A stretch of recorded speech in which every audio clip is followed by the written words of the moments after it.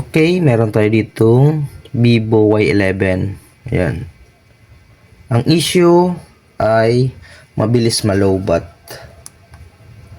Mabilis malobat pero pinapalitan na ng bagong battery.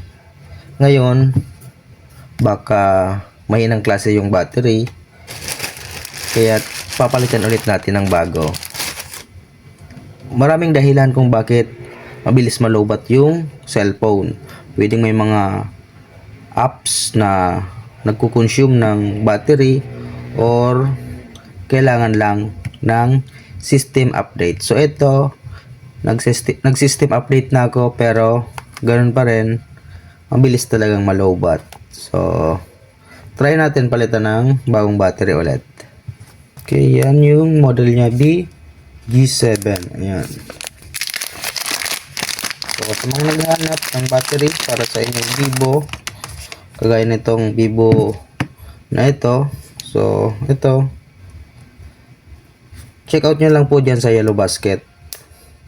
So, tested ko na po to, talagang gumagana at matibay.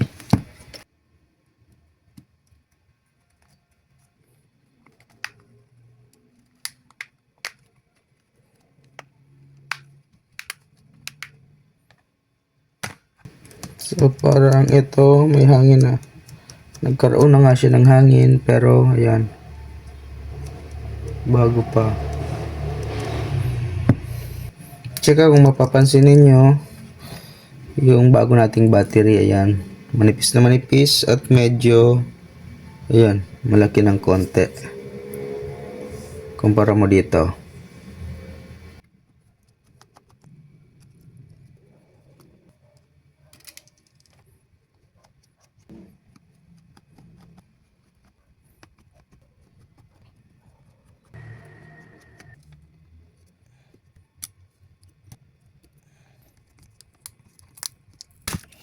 Medyo malaki tong bago. Oh. Yan. Medyo malaki tong bago. Yan. Oh. Medyo malaki yan, oh. Yan. Medyo malaki tong bago.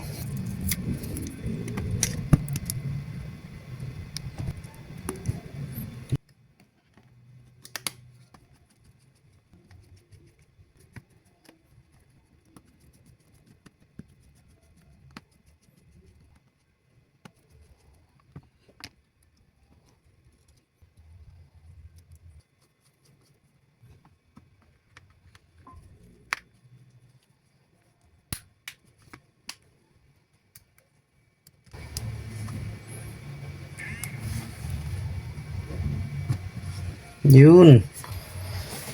So, okay. Ayan, gumagana.